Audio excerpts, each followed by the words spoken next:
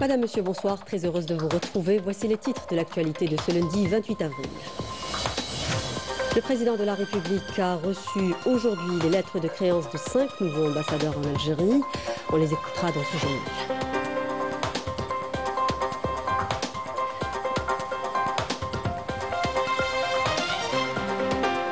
Et le président de la République a reçu également l'ambassadeur de la République bolivarienne du Venezuela, qui lui a rendu une visite d'adieu au terme de sa mission en Algérie. Le général d'armée Saïd Chindriha, ministre délégué auprès du ministre de la Défense nationale, chef d'état-major de l'ANP, a effectué ce lundi une visite de travail en 4e région militaire. Les détails dans un instant.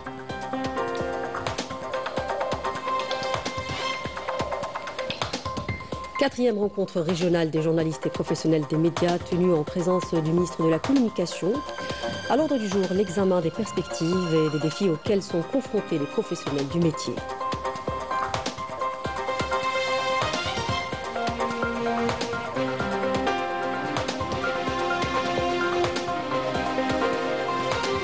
Le crime raciste et islamophobe contre un Malien récemment en France remet sur la table la question de l'islamophobie et sa banalisation dans ce pays. Beaucoup de Français pointent du doigt la politique adoptée par Bruno Retailleau.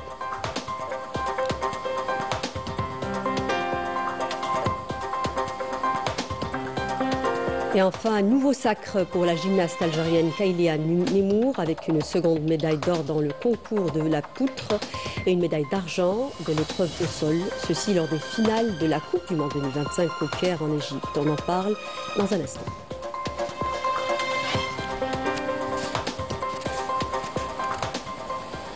Bienvenue à tous.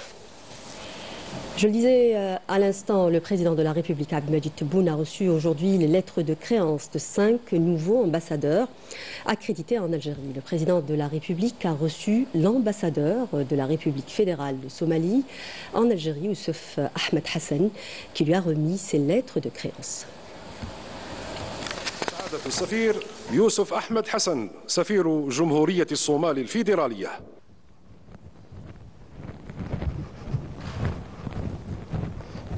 السيد الرئيس، يشرفني بتسليم أوراقكم الاعتماد التي يعينني بموجبها فخامة الرئيس الدكتور حسن شيخ محمود رئيس جمهورية الصومال الفيدرالية بصفتي سفير فوق العادة ومفوضا لجمهورية الصومال الفيدرالية لدى الجمهورية الجزائرية الديمقراطية الشعبية الشقيقة.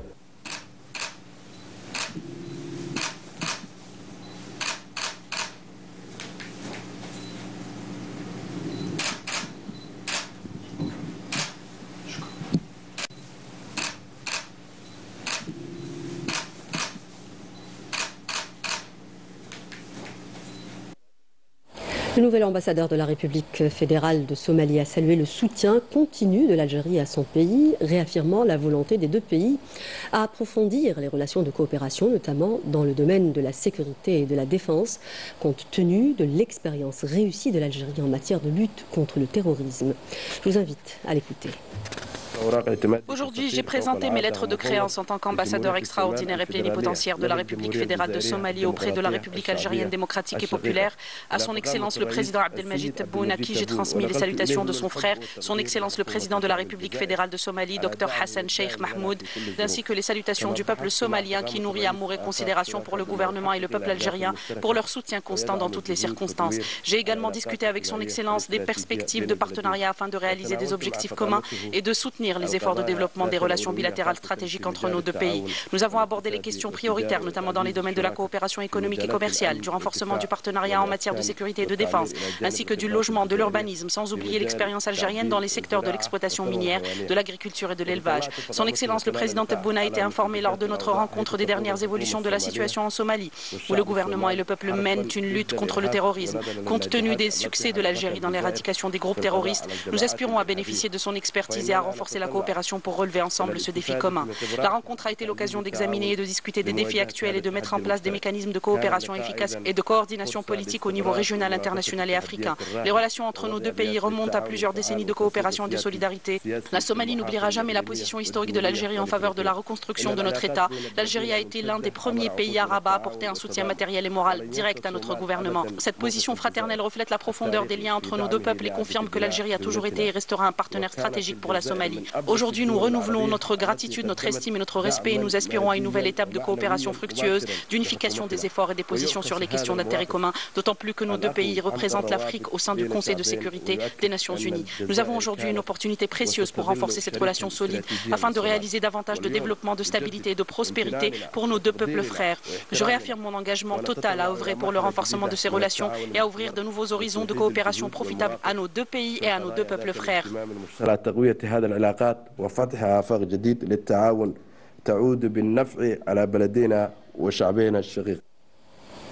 Le président de la République, Abdelmadjid Tebboune, a reçu les lettres de créance du nouvel ambassadeur de la République de Guinée, Abdelrahman Siki Camara. سعادة السفير عبد الرحمن سيكي كامارا سفير جمهورية غينيا.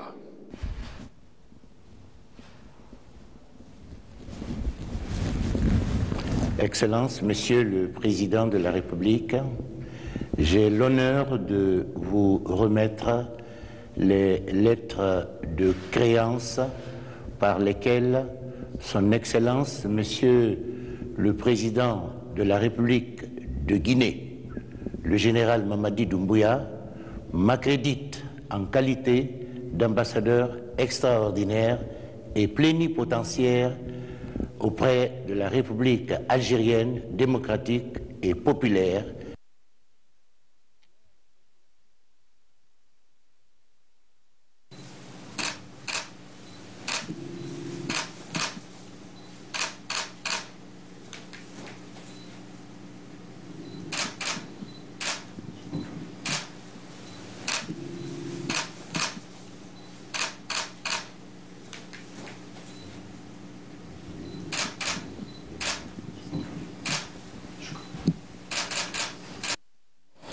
Dans une déclaration à l'issue de la cérémonie de remise des lettres de créance, le nouvel ambassadeur de la République de Guinée a salué la relance de la commission mixte de coopération entre les deux pays. Je vous invite à l'écouter.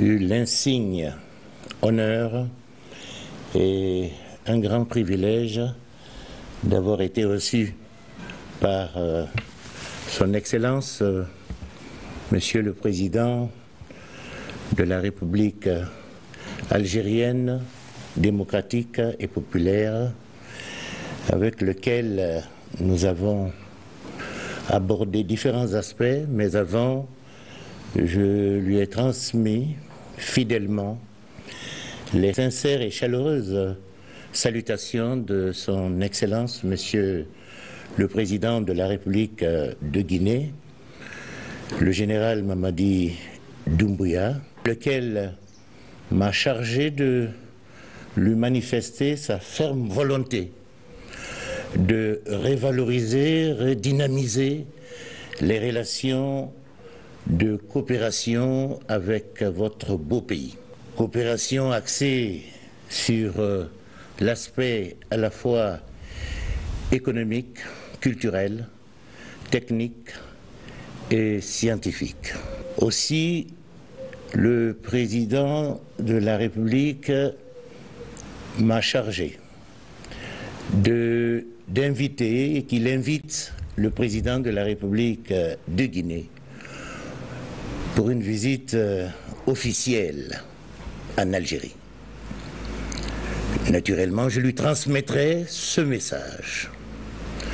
Aussi, nous avons ensemble sollicité la relance de la commission mixte de coopération dont la dernière session s'était tenue à Alger en décembre 2017 pour que l'application des dispositions contenues dans le mémorandum final soit d'une applicabilité effective. Naturellement, je suis très heureux de représenter le chef de l'État guinéen ici, le gouvernement et le peuple de Guinée, pour que l'Algérie et la Guinée, qui sont des pays amis et frères, et vous le savez que la Guinée a, dans le cadre bilatéral, apporté un soutien très intense à l'Algérie avant même l'accession de l'Algérie à l'indépendance en 1962. En retour, l'Algérie a apporté un soutien massif à la Guinée dans différents domaines, notamment dans le domaine de l'éducation, dans le domaine de la santé, dans le domaine de la sécurité, de la défense. Et donc nous devrions continuer ensemble, car nous sommes deux pays frères. Et le président de la République, Abdulmajid Tebboune, a également reçu les lettres de créance de l'ambassadeur de la République de Zambie, Topli Molambo Lubaya. سعادة السفير توبلي مولامبو لوبايا سفير جمهورية زامبيا.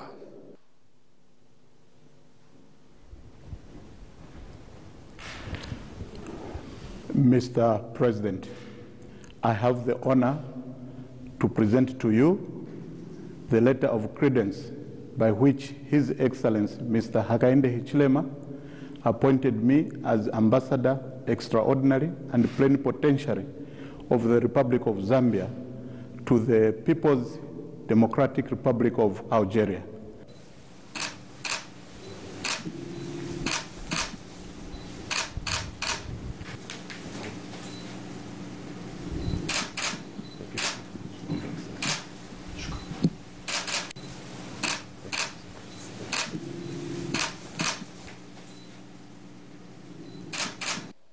Et le nouvel ambassadeur de la République de Zambie en Algérie a souligné la profondeur des relations bilatérales entre l'Algérie et la Zambie, affichant la volonté de son pays de renforcer la coopération bilatérale.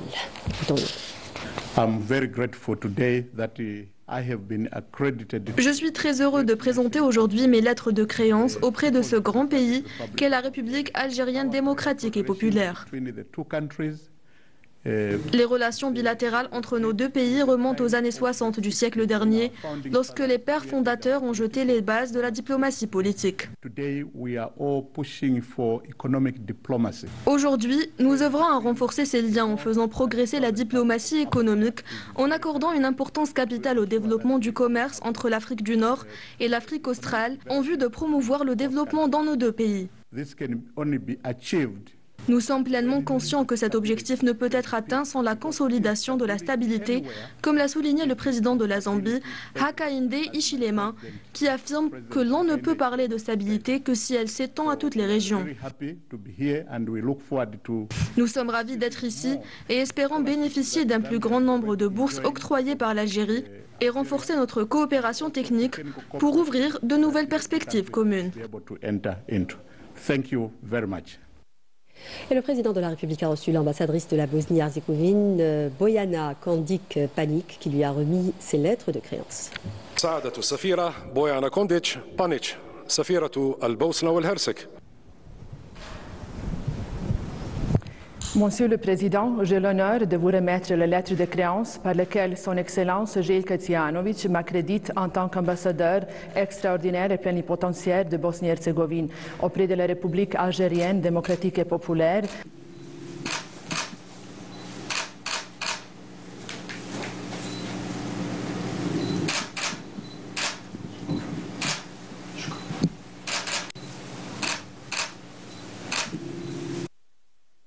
L'ambassadrice de la Bosnie-Herzégovine a affirmé que les deux pays œuvraient à l'approfondissement de leurs relations, compte tenu des atouts importants que possèdent l'Algérie et la Bosnie-Herzégovine. On l'écoute. J'avais la chance et l'honneur de présenter mes lettres de créance à Monsieur le Président. On a discuté sur les relations amicales entre nos deux pays, mais aussi on a discuté les possibles échanges et la manière comment améliorer la situation, en fait, comment approfondir nos liens économiques, universitaires, culturels. C'est sûr que nous allons travailler là-dessous afin de encore approfondir les relations qui sont déjà bien, mais mais avec un espace et potentiel de les approfondir encore. C'était un grand honneur pour moi de visiter l'Algérie et j'espère que aussi nous allons l'occasion de vous accueillir en Bosnie-Herzégovine et que nous allons dans le futur montrer que nos deux pays sont vraiment deux pays amicaux et que nous allons entamer les collaborations dans les différents domaines. Merci. Le président de la République, Abdulmajid Tebboune, a reçu également les lettres de créance de l'ambassadeur de la République d'Estonie, Andres Rundu. السفير أندريس روندو سفير جمهورية إستونيا. Mr. President, I have the honor to present to you a letter of credence by which His Excellency President of Estonia appointed me as Ambassador Extraordinary and Plenipotentiary of the Republic of Estonia to the People's Democratic Republic of Algeria.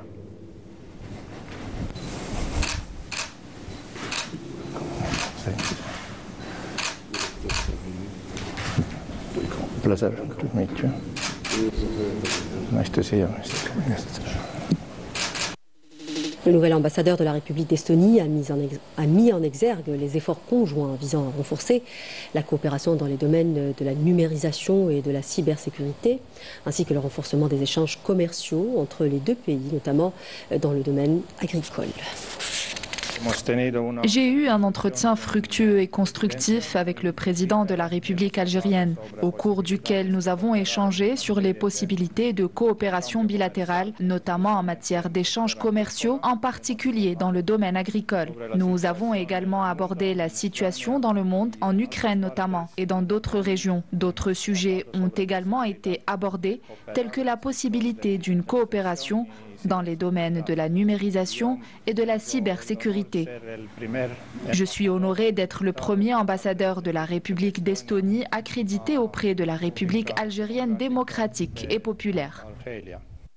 La cérémonie de remise des lettres de créance des nouveaux ambassadeurs s'est déroulée en présence du directeur de cabinet à la présidence de la République, Oualem Boualem, et du ministre d'État, ministre des Affaires étrangères, de la communauté nationale à l'étranger et des Affaires africaines, Ahmed Attaf.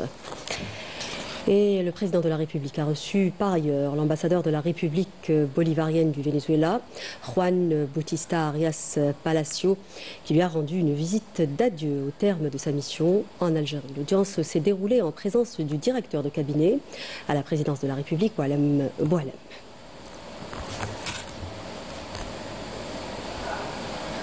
On écoute à présent Juan Bautista Arias. Bonjour à tous, je suis Juan Arias, ambassadeur de Venezuela, en train de quitter la fraternelle et très proche amie algérienne. C'est un grand honneur pour moi de dire au revoir, mais on sera proche pour toute la vie. Je viens d'avoir une très sympa, très jolie réunion de au revoir avec le président Tebboune, un ami particulier de Venezuela et un homme de grande valeur pour toute l'Afrique et pour le monde. L'amitié entre les deux pays, c'est une amitié de long terme et qu'aujourd'hui, c'est plus fort que jamais. Je quitte l'Algérie avec la reconnaissance d'un bon travail de les deux pays pour vigoriser notre relation. J'espère que l'amitié entre les deux pays continue comme ça, fraternelle, comme aujourd'hui elle est. Merci beaucoup. Voilà qui termine ce volet diplomatie. Et dans le cadre de ces visites de terrain aux différentes régions militaires, le général d'armée Saïd Chengreha, ministre délégué auprès du ministre de la Défense nationale, chef d'état-major de l'ANP, a effectué ce lundi une visite de travail en 4e région militaire. Compte rendu signé Yanis Saïd Belkacem. Regardez.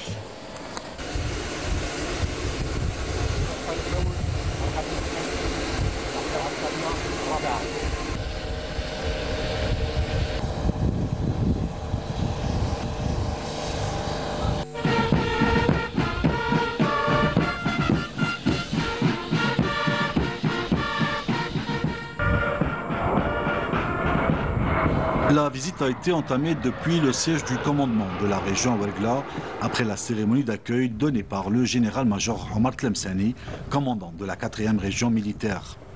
Le général d'armée a observé un moment de recueillement à la mémoire du Shahid Béchir Chihani, dont le siège de ce commandement porte le nom, et a déposé une gerbe de fleurs devant sa stèle commémorative avant de réciter la Fatiha à sa mémoire et à celle des valeureux Shuhada.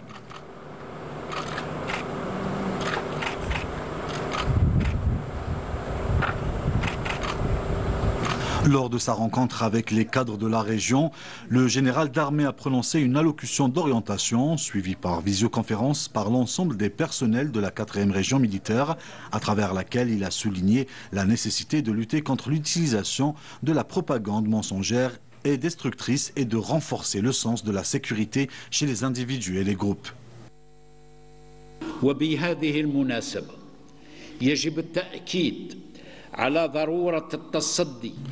À cette occasion, il est important de souligner la nécessité de lutter contre l'utilisation de la propagande mensongère et destructrice, notamment à l'aune de l'évolution extraordinaire des technologies de l'information, des réseaux sociaux et des plateformes numériques, où la désinformation est utilisée comme une arme fatale pour atteindre des objectifs politiques douteux.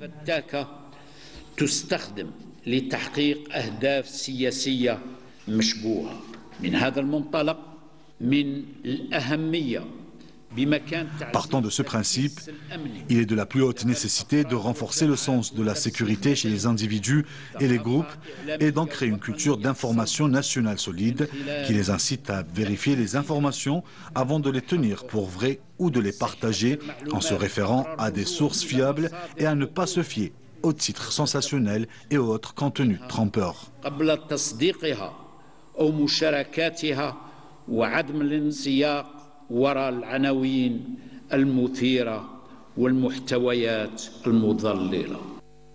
Le général d'armée a ajouté qu'il est du devoir pour chaque Algérien dévoué à son pays de lutter contre les campagnes tendancieuses qui visent à porter atteinte à son image.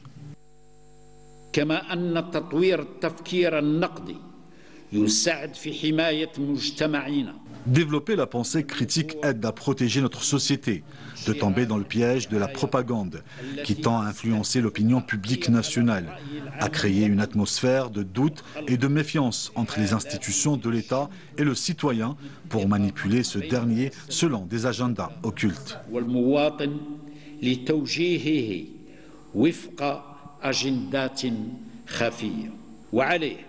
فإن التصدي للحملات المغرضة التي تستهدف الإضرار. Il est ainsi du devoir pour chaque Algérien dévoué à son pays de lutter contre les campagnes tendancieuses qui visent à porter atteinte à l'image de l'Algérie en faisant preuve de conscience et de vigilance élevée et d'engagement patriotique, mais également en œuvrant à déjouer les plans sournois qui visent la sécurité et la stabilité de notre pays, ainsi que son unité territoriale et populaire.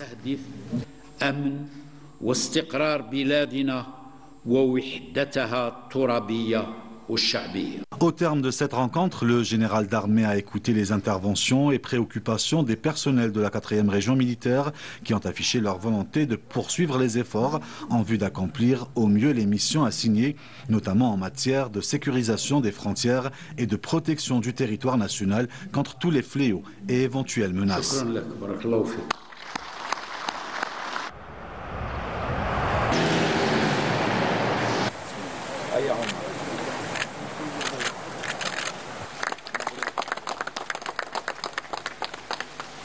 À l'issue, le général d'armée a procédé à l'inauguration d'un cercle régional où il a reçu des explications exhaustives auprès des responsables en charge de la réalisation de ce projet, tout comme il s'est enquis de près de la qualité des infrastructures réalisées à même de garantir les meilleures conditions de confort aux bénéficiaires.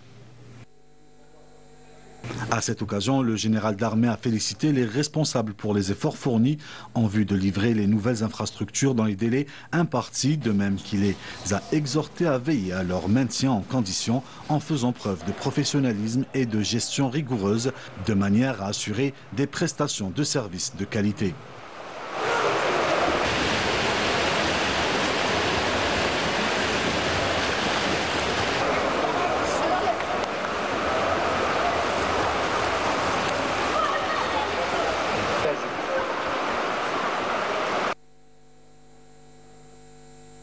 Les travaux de la 4e rencontre régionale des journalistes et professionnels des médias consacrée à l'examen des perspectives et des défis auxquels sont confrontés les professionnels du métier ont débuté ce lundi à Alger. S'exprimant à l'ouverture des travaux de cette rencontre, le ministre de la Communication, Mohamed Meziane, s'est félicité de l'importante adhésion enregistrée lors des 3 premières rencontres régionales avec la création d'un front médiatique uni susceptible d'améliorer les contenus médiatiques nationaux. Badia Amani.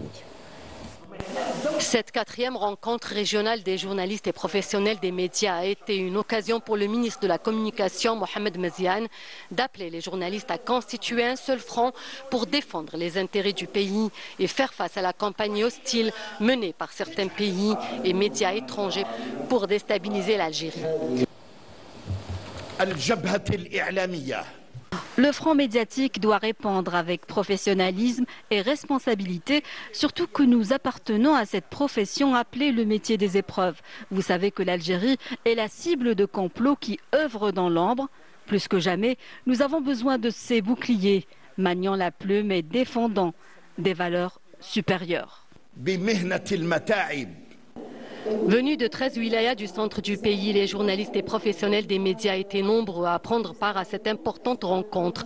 Tous ceux que nous avons rencontrés sont conscients de l'importance de contrecarrer les campagnes hostiles de certains pays qui ciblent l'Algérie à travers des attaques répétées et directes ou par d'autres encore plus insidieuses. Alors, ce genre de rencontre nous permet de faire le point sur la situation de la presse en Algérie. Nous avons constaté une forte volonté de la part de la tutelle d'apporter des solutions adéquates aux manquements existants. L'appel du ministre est plus que nécessaire et plus que d'actualité. Nous devons, aujourd'hui, c'est un devoir, c'est plus qu'un devoir, c'est un combat au quotidien que nous devons mener. Je suis dans la presse électronique et je sais combien c'est important de faire attaque de séparer le bon grain de livrer et de connaître la bonne information, de faire un combat contre les fake news qui sont malheureusement très légion sur les réseaux sociaux et des campagnes, surtout les campagnes médiatiques qui visent l'Algérie parce qu'on ressent qu'il y a en filigrane se dessine une volonté très claire de déstabiliser notre pays.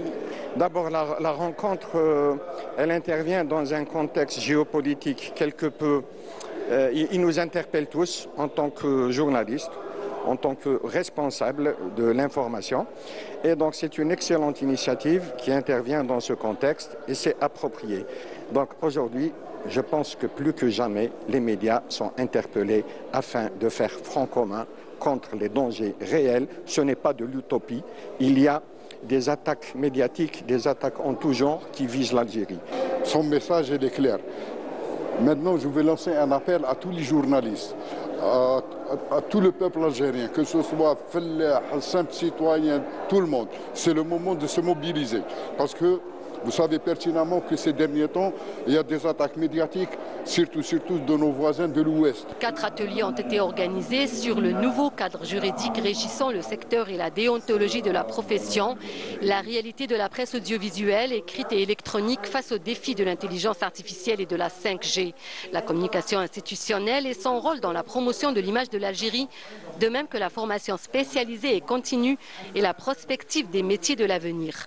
L'occasion était aussi d'évoquer le volet formation et l'importance de suivre les évolutions technologiques dans le domaine des médias. Dans le cadre de la lutte contre la criminalité internationale organisée et transfrontalière liée au trafic de drogue dure, les unités opérationnelles spécialisées de la Sûreté nationale poursuivent leurs efforts dans la lutte contre les campagnes visant les forces vives de notre pays. Les services de la Sûreté nationale de Mostaganem ont saisi 1 650 000 comprimés d'ecstasy d'une valeur financière dépassant les 400 milliards de centimes à bord d'un camion en provenance du port de Marseille en France. La quantité saisie représente la plus grande cargaison de ce type de drogue jamais interceptée en Afrique, avec la neutralisation de l'activité de la structure criminelle d'un réseau international organisé opérant entre le Maroc et la France, ainsi que l'arrestation de 9 de ses membres. Pas moins de 182 familles touchées par le glissement de terrain survenu au quartier Snobara Oran ont été relogées hier soir dans de nouveaux logements à la cité de 900 logements publics locatifs dans la commune de Mesrine. Cette action a été menée, rappelons-le, en application des instructions du président de la République qui a ordonné une prise en charge immédiate des citoyens affectés par cet incident survenu dans la nuit de samedi à dimanche. En France, le crime raciste et islamophobe contre un Malien porte à nouveau sur le devant de la scène la question de l'islamophobie et sa banalisation dans l'espace public, notamment l'usage de propos stigmatisants contre les musulmans et les immigrés. Beaucoup de Français pointent du doigt la politique adoptée par Bruno Retailleau, nous dit Yamina Saïdi plutôt dans ce papier. Regardez. En France, ces dernières années, les discours de haine se sont banalisés dans l'espace public, alimentant un climat de tension et de rejet sur les plateaux de télévision, dans certaines tribunes politiques ou sur les réseaux sociaux. Les propos stigmatisants contre les musulmans et les immigrés se sont multipliés sous couvert de liberté d'expression ou de débat sur l'identité nationale. Certains responsables politiques comme Bruno Retailleau, actuel ministre de l'Intérieur, ont contribué à durcir le ton avec des prises de parole qui ont contribué à la légitimation d'une rhétorique de la peur. Discours destinés à nourrir un sentiment d'impunité parmi ceux qui passent à l'acte. Cette normalisation de la parole haineuse a aujourd'hui des conséquences directes et tragiques. Le meurtre du jeune Malien, Aboubacar Cissé, lardé de plusieurs dizaines de coups de couteau vendredi matin dans la mosquée d'une petite commune au sud de la France, en est une. Un acte d'une violence glaçante qui a provoqué indignation et colère. Plusieurs manifestations ont d'ailleurs été organisées à travers tout le pays en hommage à Aboubakr, mais également pour dire stop à la montée de l'islamophobie et du racisme en France. Je suis ici pour dire non à ça, non à la haine et non à la connerie humaine au fond. On ne devrait pas banaliser ce genre d'action, surtout en France où on considère que c'est un pays laïque, où que tout le monde pourrait vivre normalement et en étant en sécurité. J'entends les gens autour de moi, j'entends les gens qui parlent des chaînes Bolloré et compagnie. Si vous voulez, tout ça, tout ce climat-là a comme résultat que des déséquilibrés ou des fanatiques font ce que ce type-là a fait pour ce pauvre monsieur. Il y a des politiciens qui appellent à la haine des musulmans continuellement. Il y en a d'autres qui écrivent des livres islamophobes, qui écrivent des livres qui appellent à la haine, qui parlent de théories inexistantes, de grands remplacements et autres. Et aujourd'hui, par ces gens, par leurs mots, d'autres gens ont agi. Moi, je suis extrêmement inquiète. Inquiète de quoi? De cette haine qui monte? Elle ne monte pas, elle est alimentée, elle est constante, elle se diffuse, elle est acceptable, elle est acceptée, elle est tolérée. Moi, je ne l'accepte pas, je ne me résigne pas. Donc oui, je suis inquiète pour moi, je suis inquiète pour mes enfants. Plusieurs voix s'élèvent pour dénoncer la politique adoptée par Bruno Retailleau, accusé d'alimenter un climat hostile envers les musulmans et les émigrés. Je vous rappelle que M. Retailleau est non seulement ministre de l'Intérieur, mais il est ministre des cultes. Et donc évidemment que les propos qu'il a tenus, que cette manière qu'il a d'alimenter en permanence dans le débat public depuis plusieurs mois une forme d'obsession contre les musulmans en France, contribue à encourager une forme de climat où des gens qui sont dérangés se trouvent en quelque sorte autorisés à s'en prendre à une personne en fonction de sa confession religieuse. Et évidemment, il n'y a pas que M. Retailleau, c'est le climat général. On a aujourd'hui des chaînes de télévision, des chaînes de médias dans lesquelles les propos islamophobes sont légion, vous en avez tous les jours ou toutes les semaines. Donc qu'est-ce qu'il faut faire? Il faut dire ça doit s'arrêter. Il faut qu'il y ait évidemment une solidarité de l'État, de la puissance publique dans son ensemble. Et ensuite, il faut des réponses politiques. Selon plusieurs rapports récents, les agressions verbales, les attaques contre les lieux de culte musulmans et les discriminations envers les personnes perçues comme étrangères ou musulmanes sont en hausse constante, s'inscrivant dans une dynamique où la peur de l'autre est instrumentalisée à des fins électorales et médiatiques. L'islamophobie est un racisme qu'il faut nommer. Donc là, c'est aussi un message qu'on adresse à d'autres familles politiques qui aujourd'hui se cachent encore derrière d'autres formulations. L'état aujourd'hui de l'islamophobie tant en France qu'en Europe est alarmant. Moi, j'ai partagé les conclusions il y a plusieurs mois du dernier rapport de l'Agence de l'Union européenne sur les droits fondamentaux qui a alarmé sur le fait qu'un musulman sur deux en Europe était aujourd'hui visé par des discriminations. Face à la gravité de la situation, la population française réalise de plus en plus que lutter contre l'intolérance n'est plus une option, mais une responsabilité collective. Ils appellent aujourd'hui les institutions, les médias, les responsables politiques à œuvrer pour préserver un espace public respectueux où la diversité est une richesse et non une menace. Depuis leur ascension au pouvoir au Mali, les putschistes répriment toute voix discordante et ont réduit l'opposition au silence. Aujourd'hui, Bamako voit exceptionnellement naître un rassemblement de partis politiques qui accusent la junte au pouvoir de vouloir dissoudre tous les partis et en revendiquant le respect de la Constitution et la libération des prisonniers politiques. On voit ça avec Rina Lerari. Regardez. Accusée par le peuple de trahir ses engagements électoraux de 2021, la junte d'Assimi Goïta multiplie les manœuvres pour se maintenir au pouvoir en verrouillant l'espace politique malien. Liberté muselée, partis politiques suspendus, opposition réduite au silence. Une coalition de près de 100 partis politiques accuse aujourd'hui le régime de préparer leur dissolution, dénonçant une dérive autoritaire. Il faut que la junte malienne respecte la Constitution et les lois de la République du Mali. Non à la dissolution du multipartisme au Mali et qu'il leur demande qu'il est urgent de donner des dates pour des élections présidentielles afin de mettre en place au Mali un régime démocratiquement élu dirigé par des civils. Nous n'allons pas accepter, ça a été dit ici, une dissolution de nos partis parce que nous l'avons construit.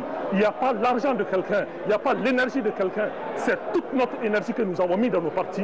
Nous n'allons pas nous asseoir et regarder des gens détruire ce qui a été construit. En exploitant l'instabilité et l'insécurité, le régime actuel persiste à étouffer la voix du peuple pour préserver son pouvoir et imposer son diktat. Le Mali est un État unitaire, un État démocratique et républicain. Demos kratos, pouvoir du peuple par le peuple et pour le peuple.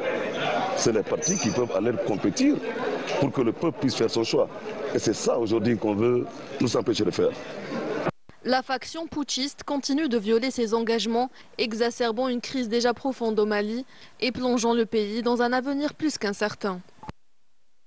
Sport pour terminer, un nouveau sacre pour la gymnaste algérienne Kailiane Mour, championne du monde et olympique en titre, qui a ajouté une seconde médaille d'or à son palmarès en remportant le concours de la poutre, et ce lors de la phase finale de la Coupe du Monde 2025 au Caire en Égypte.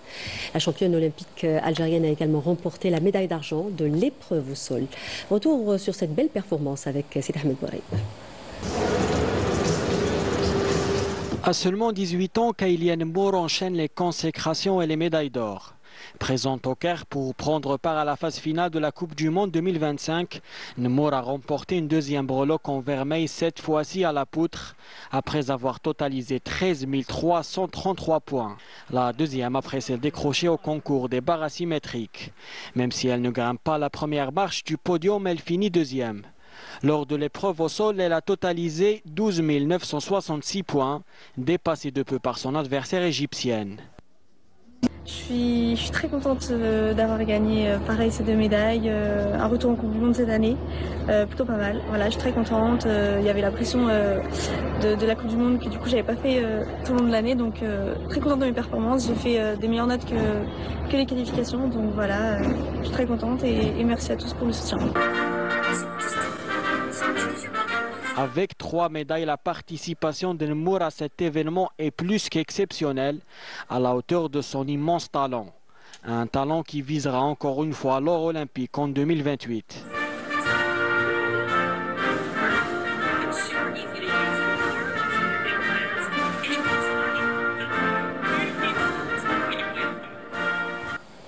Avec cette très belle performance de Kailiane Mour, nous arrivons à la fin de ce journal. Merci de nous prêter attention.